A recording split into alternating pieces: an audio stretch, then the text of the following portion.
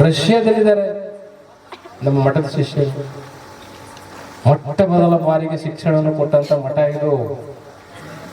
ಸತ್ಯನಪೇಟೆ ಅವರೇ, ಯಾವ್ದು ಇದಿದೆಯಲ್ಲ ನಿಮ್ಮ ವಿದ್ಯಾವರ್ಧಕ, ಯಾವ್ದು ಶರಣಬಸಪ್ಪನ ವಿದ್ಯಾವರ್ಧಕ ಸಂಘ ಇದೆಯಲ್ಲ, ಅದು ರಿಜಿಸ್ಟ್ರೇಷನ್ ಎಷ್ಟು ಗೊತ್ತಾ? ನಮ್ದು ಆದ್ಮೇಲೆ ಅದು ಇಡೀ ಕರ್ನಾಟಕಕ್ಕೆ ಇದಕ್ಕೆ ಮೊಟ್ಟ ಮೊದಲು ಶಿಕ್ಷಣ ಸಂಸ್ಥೆ ಮಾಡಿದ್ದೆ ನಾವು. ನಮ್ಮ ಮಠದ್ದು ಶಿಕ್ಷಣಕ್ಕೆ ಮೊದಲು ಹೆಚ್ಚು ಆದ್ಯತೆ ಕೊಟ್ಟಿದ್ದು. ರಮಾಬಾಯಿ ಹೆಸರಿನಲ್ಲೇ ಶಾಲೆ ತೆರೆದಿದ್ದು ವಾಡಿಮೇಲೆ. ಇಲ್ಲಿ ವಾಡಿ ಮೇಷ್ಟ್ರು ಬಂದಿದಾರ? ಬಂದಿಲ್ಲ. ಹೆಡ್ ಮೇಷ್ಟ್ರು ರಮಾಬಾಯಿ ಕನ್ಯಾ ಪ್ರೌಢಶಾಲೆ ವಾಡಿ ಜಂಕ್ಷನ್ ನಮ್ಮ. ಯಾಕೆಂದ್ರೆ ಅಲ್ಲಿ ಬಾಬಾ ಸಾಹೇಬ್ ಉಳಿದ್ರು ಅಂತ ಹೇಳಿ.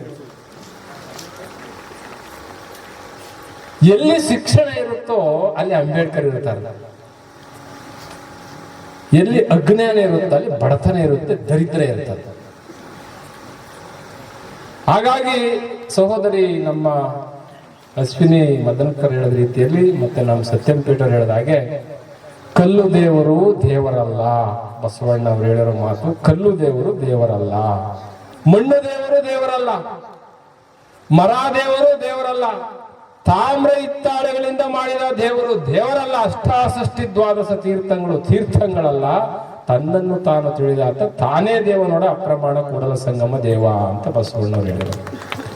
ನಾವು ದೇವರನ್ನ ಎಲ್ಲಿ ನೋಡ್ಬೇಕು ಅಂದ್ರೆ ನಮ್ಮೊಳಗ್ ನೋಡ್ಬೇಕು ಅಂತ ನಿಮ್ ಕೈಗೆ ಲಿಂಗ ಕೊಟ್ರೆ, ನೀವು ಈ ಲಿಂಗ ಬಿಟ್ಟು ಇನ್ಯಾವುದೋ ಲಿಂಗ ಹುಡುಕೊಂಡು ಹೋಗಿರುತ್ತೆ, ಈ ದೇಶಕ್ಕೆ ಇಷ್ಟು ನಷ್ಟ ಆಗಿರೋದು, ಇಷ್ಟು ವೇಸ್ಟ್ ಆಗಿರೋದು. ಅದಕ್ಕೆ ದೇವರು ನಮ್ಮನ್ನು ಉದ್ಧಾರ ಮಾಡ್ತೇನೆ ಅಂತಕ್ಕಂಥ ಭ್ರಮೆ ನಿಮಗೆ ಬೇಕಾಗಿಲ್ಲ. ದೇವ್ರು ಎಲ್ಲಿದ್ದಾನೆ ಅಂದ್ರೆ ಅಂಬೇಡ್ಕರ್ ಪೆನ್ನಲ್ಲಿದ್ದಾರೆ, ಕಾಯಕದಲ್ಲಿದ್ದಾರೆ, ಬೆವ್ರಿನಲ್ಲಿದ್ದಾರೆ, ರೈತರ ಬೆವ್ರಿನಲ್ಲಿ ದೇವರಿದ್ದಾನೆ. ಕಾಯಕ ಆವುದೆಂದು ಬೆಸಗೊಂಡಡೆ ನಿಮ್ಮಣೆ ನಿಮ್ಮ ರಾಣಿ ವಾಸದಾಣೆ ಬಸವಣ್ಣ. ಬಹಳ ದೊಡ್ಡ ಸಂಸ್ಕೃತಿ ಇದು. ಇಂಥ ಭಗವಾನ್ ಬುದ್ಧ ಪರಂಪರೆಯಿಂದ ಬಂದಂತ ಏನು ಇವತ್ತು ಪಂಚಶೀಲಗಳು ಮತ್ತು ಅಷ್ಟಾಂಗ ಮಾರ್ಗ ಏನಿದೆಯಲ್ಲ, ಅದೆಲ್ಲವೂ ಸಹ ಬಸವಣ್ಣ 12ನೇ ಶತಮಾನದಲ್ಲಿ ತನ್ನ ಚಂದ್ರಿಳಿಸ್ಬಿಟ್ಟಿದ್ದಾರೆ. ಕಲಬೇಡ ಕೊಲಬೇಡ ಅನ್ನೋದು ಬಸವಣ್ಣವರ ತಲೆಯಿಂದ ಬಂದಿಲ್ಲ, ಅದು ಬುದ್ಧನ ಶೀಲದಿಂದ ಬಂದಿರತಕ್ಕಂಥದ್ದು. ಅವತ್ತಿನ ಕಾಲಕ್ಕೆ ಗಾಥೆಗಳು ಬುದ್ಧನ ಶೀಲ. ಗುರುಲಿಂಗ ಜಂಗಮ ಅಂತ ನಾವ್ ಹೇಳ್ತೇವೆ, ಅಲ್ಲಿ ಬುದ್ಧ ಧರ್ಮ ಸಂಘ ಅಂತ ಅವ್ರು ಹೇಳ್ತಾರೆ. ವ್ಯತ್ಯಾಸನೇ ಇಲ್ಲ. ನಾವು ಬುದ್ಧನನ್ನ ಬಸವಣ್ಣನಲ್ಲಿ ನೋಡ್ಬೇಕು, ಬಸವಣ್ಣನವನ್ನ ಅಂಬೇಡ್ಕರ್ ನೋಡ್ಬೇಕು. ಅದ್ ಹೇಳಿದ್ನಲ್ಲಿ 3 ರತ್ನಗಳಿದ್ದಂಗ, ಒಂದು ಬುದ್ಧನ ಶಾಂತಿಯ ದೀಪ, ಅಂಬೇಡ್ಕರ್ ಅವರ ಜ್ಞಾನದ ದೀಪ ಮತ್ತು ಬಸವಣ್ಣವರ ಕ್ರಾಂತಿಯ ದೀಪ. ಈ 3 ದೀಪಗಳು ಉರಿಸ್ಕೊಂಡು ಇಲ್ಲಿ ಉರಿಲಿ. ಕೇವಲ ತೋರಿಕೆಗೋಸ್ಕರವಾಗಿ ಅಂಬೇಡ್ಕರ್ ಸ್ಟ್ಯಾಚ್ಯೂ ಮಾಡೋದು, ಜಾತ್ರೆ ಮಾಡೋದು, ಅದೇನೋ ಮೆರವಣಿಗೆ ಮಾಡ್ಬಿಡೋದು, ಮೆರವಣಿಗೆ ಮಾಡಿ ಆದ್ರೆ ಕುಡಿದಾರ್ದಂಗ್ ಮಾಡಿ, ಕುಡಿದು ಏನಾರು ಮಾಡ್ತೀವಿ ಅಂದ್ರೆ ನಿಮ್ಮಂಥ ನೀಚರು ಇನ್ಯಾರು ಈ ಜಗತ್ತಲ್ಲಿ ಇಲ್ಲ ಅಂತ. ಯಾರು ನೀವು ಕುಡಿತಿರಲ್ಲ, ನಿಮ್ಮ ಮನೆ, ನಿಮ್ಮ ಮನತನ ಯಾವತ್ತೂ ಗೌರವದಿಂದ ಇರಕ್ ಸಾಧ್ಯ ಇಲ್ಲ. ನಿಮ್ಮ ಮಕ್ಕಳನ್ನ ನೀವೇ ಸತ್ಯನಾಶ ಮಾಡ್ಬಿಡ್ತೀರಿ. ಕುಡಿಯೋದನ್ನ ಬಿಡಬೇಕು. ಯಾಕೆಂದ್ರೆ ಅಂಬೇಡ್ಕರ್ ಲಂಡನ್ ಅಲ್ಲಿ ಇದ್ದಾಗ ಕೆಮ್ಮು ಜಾಸ್ತಿ ಆದಾಗ ಅವ್ರ ಡಾಕ್ಟರ್ ಹೇಳ್ತಾರೆ, ಅಂಬೇಡ್ಕರ್ ಈ ಕೆಮ್ಮು ಗೋಲಿಯಿಂದ ಹೋಗಲ್ಲ, ಟಾನಿಕ್ ಇಂದ ಹೋಗಲ್ಲ, ಸ್ವಲ್ಪ ಬ್ರಾಂದಿ ತಗೊಳ್ಳಿ ಅಂತ. ಕಣ್ಣಿನ ಕೆಂಪು ಮಾಡ್ತಾರೆ ಅಂಬೇಡ್ಕರ್. ಇಡಿಯಟ್, ನನ್ನ ಜನ ಶತಶತಮಾನದಿಂದ ಕುಡಿದು ನಾಯಿಗಳ ತರ ಮೋರಿಲ್ ಬಿದ್ದು ಸತ್ತೋಗ್ಬಿಟ್ಟಿದ್ದಾರೆ. ನಾನು ಎಲ್ಲಾರ ಒಂದು ತೊಟ್ಟು ಮುಟ್ಟಿದ್ದೀನಿ ಅಂತ ಗೊತ್ತಾಗ್ಬಿಟ್ರೆ ಇನ್ನು ಎಷ್ಟು ಎಣ ಬಿದ್ದೋಗ್ತಾವೋ. ನನ್ನ ಕೆಮ್ಮು ವಾಸಿ ಆಗದರೂ ಪರವಾಗಿಲ್ಲ, ನನಗೆ ಬೇಮಾರಿ ವಾಸಿ ಆಗದರೂ ಪರವಾಗಿಲ್ಲ, I don't touch the why, ನಾನು ಯಾವುದೇ ಕಾರಣಕ್ಕೂ ಮದ್ಯ ಮುಟ್ಟಲ್ಲ ಅಂತ ಪ್ರಾಮಿಸ್ ಮಾಡಿದ. ಈಗ ಅಂಬೇಡ್ಕರ್ ಜಯಂತಿ ಮಾಡ್ಬೇಕಾನೆ ಏನು ಅಧ್ಯಕ್ಷರೇ? ಜಯಂತಿ ಮಾಡಿ ಹುನರ ಹಾಕ್ತೀವಿ ಅಂದ್ಮೇಲೆ ನಮ್ಗೆ ಯೋಗ್ಯತೆ ಬೇಕಲ್ಲ. ಅಂಬೇಡ್ಕರ್ ಅವ್ರಿಗೊಂದು ಹುನರ ಹಾಕ್ಬೇಕು, ನಮ್ಗೆ ಯೋಗ್ಯತೆ ಬೇಕಲ್ಲ. ಅಂಬೇಡ್ಕರ್ ಮೆರವಣಿಗೆ ಮಾಡ್ಬೇಕು, ಯೋಗ್ಯತೆ ಬೇಕಲ್ಲ. ಅಂಬೇಡ್ಕರ್ ಸತ್ರು ಮುಟ್ಟಲ್ಲ ಅಂತ ಹೇಳಿದರೆ ಅಂದ್ಮೇಲೆ ನೀವು ಒಬ್ರು ಸಹ ಮುಟ್ಟಂಗಿಲ್ಲ ಅಂದ್ರೆ ಮಾತ್ರ ಅಂಬೇಡ್ಕರ್ ಮಾಡಿ ಅಂದ್ರೆ ಮಾಡಕ್ ಹೋಗ್ಬೇಡಿ, ಪ್ರಯೋಜನ. ಅಂಬೇಡ್ಕರ್ ಹೇಳಿರೋದು ನಾ ಸತ್ರು ಪರವಾಗಿಲ್ಲ, ಮುಟ್ಟಲ್ಲ ಅಂತ ಹೇಳೋದು. ಇದು ಈ ತರದ ಒಂದು ದೊಡ್ಡ ಸಾಧನೆಯನ್ನ ಮಾಡಬೇಕು ಅಂತೇಳಿ ಬಾಬಾ ಸಾಹೇಬರು ಇವತ್ತು ಈ ಗ್ರಾಮದಲ್ಲಿ ನೀವೆಲ್ಲರೂ ಸೇರಿಕೊಂಡು ಅಂಬೇಡ್ಕರ್ ಜಯಂತಿನ ಹೆಣ್ಮಕ್ಳು ಜಾಸ್ತಿ ಯಾಕೆ ಕೂತಿದ್ದಾರೆ ಅಂದ್ರೆ, ನೀವು ತಾಯಂದಿರು ಯೋಚನೆ ಮಾಡಬೇಕು. ಗೌಂಡಿ ಕೆಲಸ ಮಾಡಿಕೊಂಡು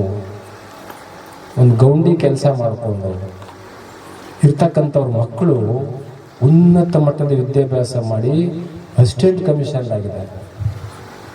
ಗೌಂಡಿ ಕೆಲಸ ಮಾಡೋರ ಮಕ್ಕಳು ಅಸಿಸ್ಟೆಂಟ್ ಕಮಿಷನರ್ ಆಗಿದ್ದಾರೆ ಬೆಂಗಳೂರಲ್ಲಿ.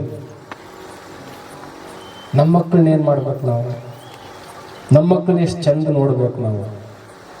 ನಮ್ಮ ಮಕ್ಕಳನ್ನ ಎಷ್ಟು ದೊಡ್ಡ ಎತ್ತರದಲ್ಲಿ ನೋಡ್ಬೇಕು ನಾವು? ಇಲ್ಲಿ ಹೆಣ್ಣು ಮಕ್ಕಳು ಕೂತಿದ್ದೀರಿ, ಬಾಬಾ ಸಾಹೇಬರು ಹೇಳ್ತಾರೆ ಭಾಷಣ ಮಾಡ್ತಾ, ಇವತ್ತಲ್ಲ ನಾಳೆ ಮನಸ್ಸು ಮಾಡಿದ್ರೆ ನಮ್ಮ ಮಕ್ಕಳು ಸುಪ್ರೀಂ ಕೋರ್ಟ್ ನ ಮುಖ್ಯ ನ್ಯಾಯಮೂರ್ತಿಗಳಾಗ್ತಾರೆ, ಪಾರ್ಲಿಮೆಂಟ್ ನಲ್ಲಿ ರಾಷ್ಟ್ರಪತಿ ಆಗ್ತಾರೆ, ಪ್ರಧಾನಿಗಳಾಗ್ತಾರೆ, ದೊಡ್ಡ ದೊಡ್ಡ ಅಧಿಕಾರಿಗಳಾಗ್ತಾರೆ. ಅಂತ ಅವಕಾಶವನ್ನು ನಾನು ನನ್ನ ಸಂವಿಧಾನದಲ್ಲಿ ಕೊಟ್ಟಿದ್ದೀನಿ ಅಂತ ಹೇಳ್ತಾರೆ ಅಂಬೇಡ್ಕರ್. ಶಾಪುರದವರು, ಸುರಪುರದವರು, ಯಾದಗಿರಿ ಜಿಲ್ಲೆಯವರು ಎಲ್ಲರೂ ಅಂಬೇಡ್ಕರ್ ಅವ್ರನ್ನ ಜೀವಂತ ಇರಿಸಬೇಕು ಅಂದ್ರೆ ಪೆನ್ನುಗಳ ಕ್ರಾಂತಿ ಆಗಬೇಕು. ಅವತ್ತು ಕೋರೆಗಾಂವ್ ಯುದ್ಧ ನಡೀತು ಅಂತ ಎಲ್ಲರೂ ಹೇಳ್ತೀವಲ್ಲ, ಯಾವ್ದಾದ್ರು ಭೀಮಾ ಕೋರೆಗಾಂವ್ ಅಂದ್ಬಿಟ್ಟು ಏನ್ ಸ್ಕೂಟರ್ ಹಾಕೊಂಡು ಟೀ ಶರ್ಟ್ ಹಾಕೊಂಡು ಗರ್ರ ಅನ್ನಿಸ್ತಿರ್ತಾರೆ ಎಲ್ಲ ಹುಡುಗರುಗಳು ನೋಡಿದ್ದೀನಿ ನಾನು. ಭೀಮಾ ಕೋರೆಗಾಂವ್ ನಡೆದದ್ದು 1818. ಅವತ್ತು ಡೆಮೋಕ್ರಸಿ ಇರ್ಲಿಲ್ಲ, ಪ್ರಜಾಪ್ರಭುತ್ವ ಇರ್ಲಿಲ್ಲ, ರಾಜಪ್ರಭುತ್ವ ಇತ್ತು. ತೋಳ್ಬಲ ಬೇಕಾಗಿತ್ತು, ತೋಳ್ಬಲ ಬೇಕಾಗಿತ್ತು. ಮಚ್ಚು ತಲವಾರ್ ಹಿಡಿದ್ರು ಯಾರು ಮಹಾರ್ ಸೈನಿಕರು. ಆದ್ರೆ ಇವತ್ತು ತೋಳ್ಬಲ ಬೇಕಾಗಿಲ್ಲ. ಇವತ್ತು ಯಾವ ಬಲ ಕೊಟ್ಟಿದ್ದಾರೆ ಅಂಬೇಡ್ಕರ್? ಪೆನ್ ಬಲ ಕೊಟ್ಟಿದ್ದಾರೆ. ಪೆನ್ನಿನ ಮುಖಾಂತರ ಕ್ರಾಂತಿ ಮಾಡ್ಬೇಕು ನೀವು. ಅವತ್ತು ತಲವಾರಿತ್ತು ಮಹಾರ ಯುದ್ಧದಲ್ಲಿ, ತಲವಾರ ಅವಶ್ಯಕತೆ ಇಲ್ಲ. ಇವತ್ತು ನಿಮಗೆ ಪೆನ್ ಕೊಟ್ಟಿದ್ದಾರೆ. ಪೆನ್ನಿನ ಮುಖಾಂತರ ಉಳಿಸ್ಕೊಂಡು ಹೆಣ್ಣು ಮಗಳು DC ಹೋದ್ರೆ ಅಂಬೇಡ್ಕರ್ ಜೀವಂತ ಅವರೇ ಅಂತ, ತಹಸೀಲ್ದಾರ್ ಆದ್ರೆ ಸಾಕು ಜೀವಂತ ಇದ್ದಾರೆ ಅಂಬೇಡ್ಕರ್ ಅಂತ. ಇದನ್ನ ನೀವು ಮಾಡ್ಲೇಬೇಕು. ಮಾಡಗಂಟು ನಾವು ಬಿಡಂಗಿಲ್ಲ. ನಾವೇನು ಭಾಷಣ ಮಾಡ್ಕೊಂಡು ಹೋಗೋಕೆ ಬಂದಿಲ್ಲ ಇಲ್ಲಿ. ಏನೋ ಸತ್ಯನಪೇಟೆ ಅವರೇ, ನಾವು ಬಿಡಂಗಿಲ್ಲ ನಿಮ್ನ. ಈಗೇನು ಈ ಜಾಗ ಇದೆ, ಬಹಳ ದೊಡ್ಡ ಜಾಗ ಇದೆ. ಇದನ್ನ ಉಪಯೋಗಿಸ್ಕೊಂಡು ನಿಮಗೆ ತರಬೇತಿ ಕೊಟ್ಟು ನಿಮಗೆ ಇಲ್ಲಿ ಅಕಾಡೆಮಿ ಸ್ಟಾರ್ಟ್ ಮಾಡಿ ನಿಮ್ಮನ್ನ ತಯಾರು ಮಾಡ್ತೀವಿ ನಾವು. ಯಾಕೆಂದ್ರೆ ನಾವು ಬಿಡಂಗಿಲ್ಲ. ನಿನ್ನೆ ನಮ್ಮ ಗುರುಗಳು ಬರ್ತಾ ಇದ್ರು, ಆಶೀರ್ವಾದ ಮಾಡ್ಬಿಟ್ಟು ನಿಮ್ಗೆಲ್ಲ ತಲೆ ಮೇಲೆ ಕೈ ಮಾಡ್ಬಿಟ್ಟು ಹೋಯ್ತಿದ್ರು. ನಾವು ಹಂಗಲ್ಲ, ನಾವು ಪರಿವರ್ತನೆ ಮಾಡ್ತೀವಿ. ನಾವು ಓದ ಜಾಗದಲ್ಲಿ DC ಮಾಡಿದ್ದೀನಿ ನಾನು. ನಮ್ಮ ಮೈಸೂರು, ಚಿಕ್ಕಮಂಗ್ಳೂರು, ಉಡುಪಿ, ಮಂಗಳೂರು, ಬಾಗಲಕೋಟೆ ಎಲ್ಲ ಕಡೆ ನಾವೆಲ್ಲ ಭಾಷಣ ಮಾಡಿದ್ದೆವು, ಅಲ್ಲಿ ಅಧಿಕಾರಿಗಳನ್ನು ಮಾಡಿದ್ದೀವಿ. ಹಾಗೆ ನಿಮ್ಮಲ್ಲೂ ಸಹ ನಾವು ಶಿಕ್ಷಣ ಕ್ರಾಂತಿ ಆಗಬೇಕು. ಕುಡಿಯೋದನ್ನ ಬಿಡಬೇಕು.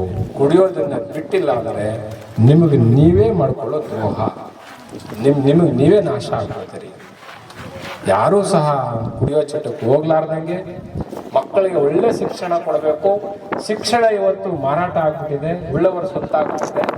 ಅದಕ್ಕೆ ನಾನು ಹೇಳ್ತಾ ಇದ್ದೇನೆ, ನಮಗೆ ಸಮಾನ ಶಿಕ್ಷಣ ಕೊಡಬೇಕು, ಎಲ್ರಿಗೂ ಸರಿ ಸಮಾನವಾದ ಹಕ್ಕನ್ನು ಕೊಡಬೇಕು ಅಂತ ಅಂಬೇಡ್ಕರ್ ತಮ್ಮ ಇಡೀ ಜೀವನವನ್ನು ಸವಸಿದ್ರು.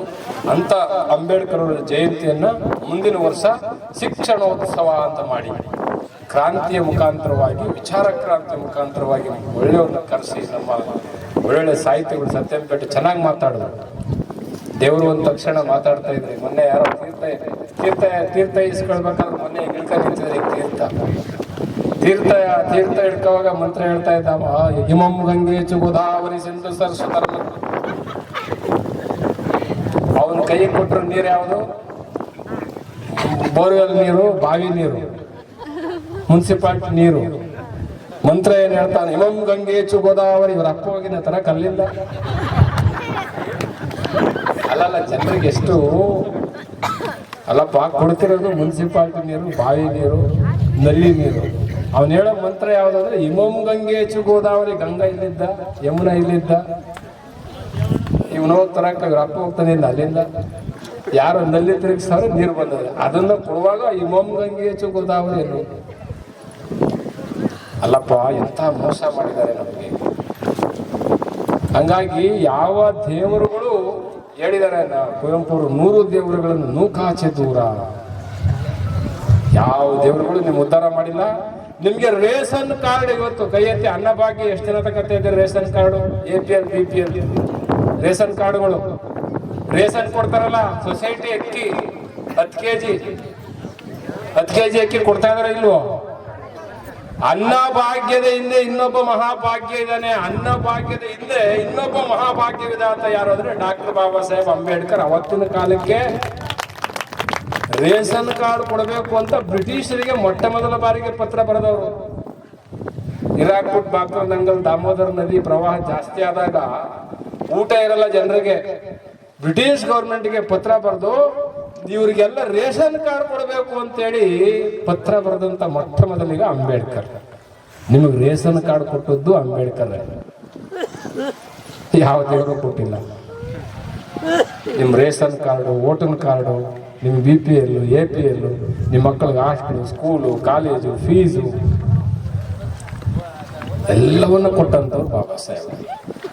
ಹಾಗಾಗಿ ಬುದ್ಧ, ಬಸವ, ಅಂಬೇಡ್ಕರ್ ಅವ್ರ ಜಯಂತಿ ಅಂದ್ರೆ ಕುಣಿಯೋ ಜಯಂತಿ ಅಲ್ಲ, ಕುಡಿಯೋ ಜಯಂತಿ ಅಲ್ಲ, ಜಾಗೃತಿ ಜಯಂತಿಗಳು, ವಿಚಾರದ ಜಯಂತಿಗಳು. ಈಗ ಶಾಪುರದಲ್ಲಿ ಸ್ಟ್ಯಾಚ್ಯೂ ಮಾಡಿಸ್ತಾ ಇದ್ದೀವಿ ಅಂಬೇಡ್ಕರ್. ಯಾಕೆ ಮಾಡಿಸ್ತಾ ಇದ್ದೀವಿ? ಸ್ಫೂರ್ತಿ. ಅಂಬೇಡ್ಕರ್ ಸ್ಟ್ಯಾಚ್ಯೂ ನೋಡಿದ ತಕ್ಷಣ ನಮ್ಗನ್ನಿಸ್ಬೇಕು, ಸಾಹೇಬ್ರೆ ನಮಸ್ಕಾರ ಮಾಡ್ಬೇಕು, ಕ್ಯಾಂಡಲ್ ಹಚ್ಚಬೇಕು, ಸಾಹೇಬ್ರೆ ನಿಮ್ಮಂತೆ ನಾವು ಆಗ್ತೀವಿ, ನೀವೇ ಸ್ಫೂರ್ತಿ, ನೀವು ಕಂಡಂತ ಕನಸನ್ನ ನನಸು ಮಾಡ್ತೀವಿ ಅಂತ ಹೇಳ್ಬೇಕು ನಾವು ಸ್ಟ್ಯಾಚ್ಯೂ ಮುಂದೆ ನಿಂತ್ಕೊಂಡು. ಅದೇ ಸ್ಟ್ಯಾಚ್ಯೂ ಹತ್ರನ ಕುಡಿದ್ಬಿಟ್ಟು ಹೊರಿಕೊಳ್ಳೋದಲ್ಲ. ಹಳ್ಳಿಗಳ ಸ್ಟ್ಯಾಚ್ಯೂ ಮಾಡಿರ್ತೀವಲ್ಲ, ಅಲ್ಲೇ ಕುಡಿದು ಮಲಗಿಬಿಟ್ಟಿರ್ತಾರೆ ಸರ್. 90 ಹೊಡೆದು ಅಲ್ಲೇ ಮಲಗಿಬಿಡ್ತೀವಿ. ಅದಕ್ಕೆ ಬಾಬಾ ಸಾಹೇಬ್ರ ಹತ್ರ ನಿಂತ್ಕೋಬೇಕು, ನಮಸ್ಕಾರ ಮಾಡಬೇಕು. ಬಾಬಾ ಸಾಹೇಬ್ರೆ ಕ್ಷಮಿಸಿ, ನಿಮ್ಮ ಮಾತು ಕೇಳಿಲ್ಲ, ನಾವು ಮುಂದಕ್ಕೆ ಕೇಳ್ತೇವೆ, ನೀವು ಹೇಳ್ದಂತ ದಾರಿಯಲ್ಲಿ ನಡೀತೇವೆ ಅಂತ ಹೇಳ್ಬೇಕು. ಹಾಗಾಗಿ ಲಾಸ್ಟ್ ಅಲ್ಲಿ ಸಾಹೇಬ್ರಿಗೆ ತೀರ್ಕೊಳ್ಳೋದು 3 ತಿಂಗಳು ಅಂತ ಪ್ರೆಸ್ನವ್ರು ಕೇಳ್ತಾರೆ. ಮಿಸ್ಟರ್ ಅಂಬೇಡ್ಕರ್, ನಿಮ್ಮ ಇಡೀ ಸಮುದಾಯಕ್ಕೋಸ್ಕರವಾಗಿ 4 ಮಕ್ಕಳು ಕಳ್ಕೊಂಡ್ರಿ, ನಿಮ್ಮ ಹೆಂಡತಿ ಕಳ್ಕೊಂಡ್ರಿ, ಎಲ್ಲ ಹಕ್ಕುಗಳನ್ನ ಕೊಟ್ರಿ ನೀವು ನಿಮ್ಮ ಜನರಿಗೆ. ಇದನ್ನು ರಕ್ಷಣೆ ಮಾಡ್ಬೇಕಾದ್ರೆ ನಿಮ್ ಜನರಿಗೆಲ್ಲ ಆಗಲ್ಲ, ಮತ್ತೆ ನೀವು ಹುಟ್ಟು ಬರ್ತೀರಾ ಅಂತ ಕೇಳ್ತಾರೆ. ಹುಡ್ತೀರಾ ನೀವು ಅಂತ. ಅಂಬೇಡ್ಕರ್ ನಗ್ತಾ ಹೇಳ್ತಾರೆ, ಇಲ್ಲ ಇಲ್ಲ ಇಲ್ಲ, ನಾನು ಮತ್ತೆ ಹುಟ್ಟು ಬರೋ ಅವಶ್ಯಕತೆ ಇಲ್ಲ.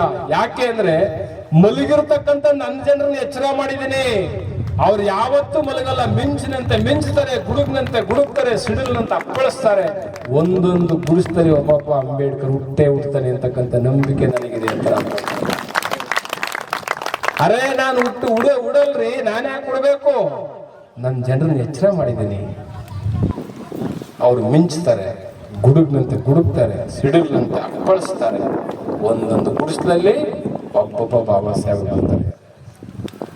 ಎಷ್ಟು ನಂಬಿಕೆ ಇತ್ತು ನಿಮ್ಮ ಮೇಲೆ ಅವ್ರಿಗೆ, ಎಷ್ಟು ನಂಬಿಕೆ ಇಟ್ಕೊಂಡಿದ್ರು ನಿಮ್ಮ ಮೇಲೆ ಅವರು.